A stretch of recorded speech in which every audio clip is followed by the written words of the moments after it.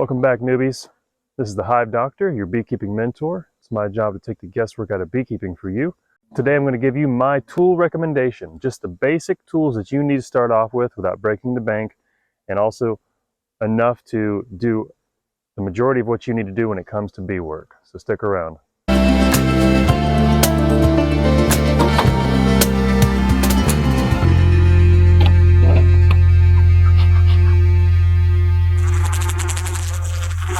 Alright, so now I'm going to do the recommendation for tools.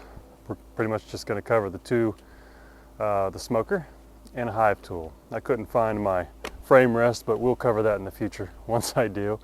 But when it comes to smokers, we're going to cover that first. I'm going to tell you what I don't recommend also, so that you know why. So that way when you're looking for a smoker, you know what to avoid. As you see, I've got two smokers here. I've got this one lit just so that you can see.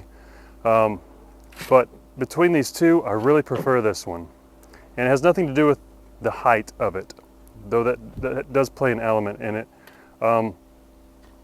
This smoker has a lid that is tight. It won't come off. And the reason I lit the smoker today is to show you the main position you're ever going to use this in isn't like this, but it's going to be like this when you're smoking the entrance of a hive, or when the lid is off, you're going to be smoking across the top bars. So in other words, it's tipped and the lid stays shut. This one tends to be much more loose, and it falls open before I even fully tip it down. Now I have a feeling that it was designed to hold this tab with your finger, but that's really not convenient, especially when you've got to grab your smoker fast and start smoking those bees, because you can tell they're kind of getting irritated. This isn't going to work. The unfortunate part of that is that this dome looks pretty dang cool, but I've never found a smoker with a dome lid that stays on tight like this one. In fact, this smoker here, I've got to use a hive tool to help me even pop the lid open, and that's a good thing. You want that, because you don't want that lid opening up with hot ash spilling out all over your bees.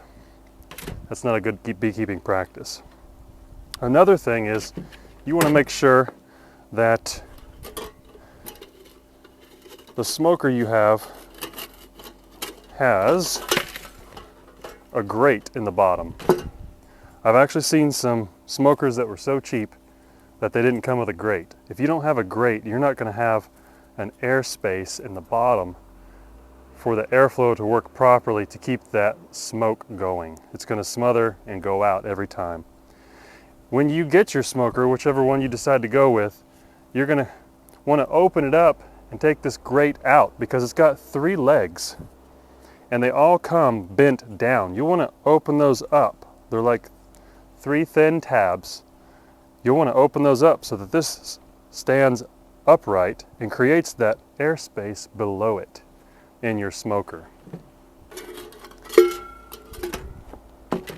Another thing is, you'll notice these have wooden and, I don't know, fake leather bellows. These are replaceable. Your smoker will outlast these bellows. This smoker here, I've probably changed the bellows on it 3 or 4 times, and I've got another one identical to this, and I love these things. Now what I recommend is something with this protective grate around it. As you see, I'm touching this cage, and I'm not getting burnt. But the canister here, that's hot. And this is to keep you from accidentally touching that, because you can really burn yourself. Especially when you've been smoking a lot, this thing will get really hot. In fact, mine's got an upgrade with this extra finger shield. And I believe I mentioned before that you really only find this in Florida, because down there beekeepers mostly use pine needles, and pine needles burn really hot.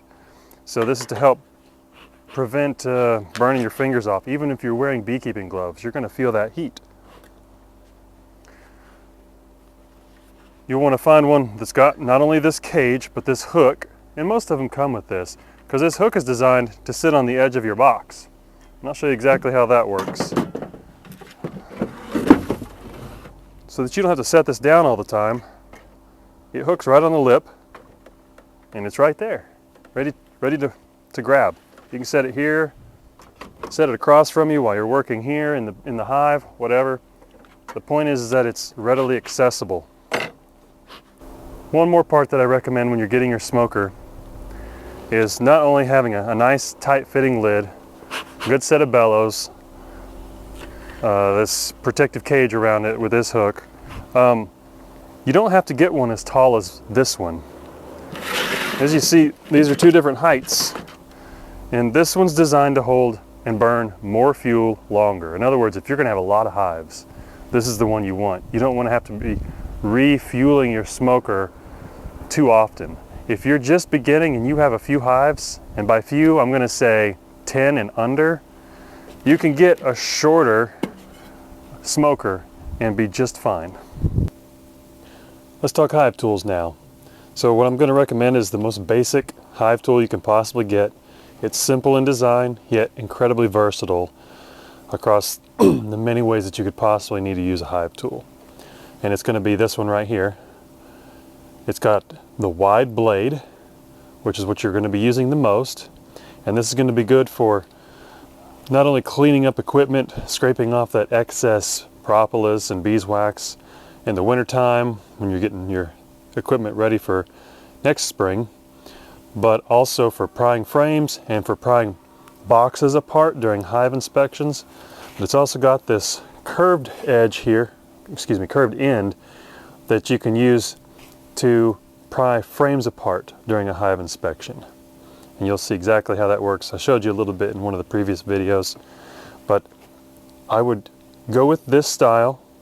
Look on Amazon, it'd be the easiest place to find these. They're on Manlake and Daydance websites as well, but on Amazon you can get these in a 3-pack, and I recommend a 3-pack because no doubt you're going to lose one of these, misplace it somewhere, and you'll do yourself a favor by saving yourself a headache by getting 3 of these, and it's cheap enough. So this is what I recommend beginning with. Later on, when you feel a little more comfortable in the hive, I would definitely add the Italian style hive tool to your tool collection, because this is so much easier for in-hive work. With its narrow profile, you don't nearly squish as many bees. You've got greater leverage when it comes to prying frames apart, not necessarily boxes, because this has a much more narrow blade than this one here. As you can see in comparison, this one is amazing at busting, prying boxes apart.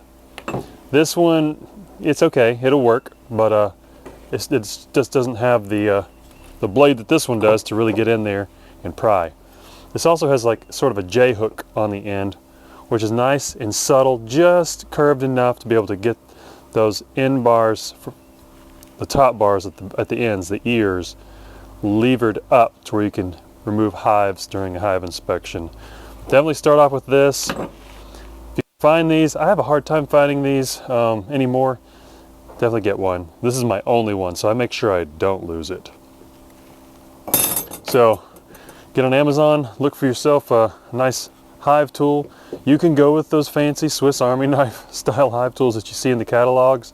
They're not necessary, but if that's your thing, go for it.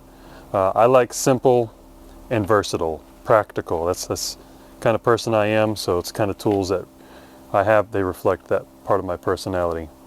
So check those out. Go ahead and decide which one you want to get, put it in your wish list, or go ahead and order it. See you in the next video. As always, thank you for watching. My newbies, my apprentices, don't forget to drop me one of these. Check the description and the links below for the tools and equipment and gear that I use. And don't forget to subscribe.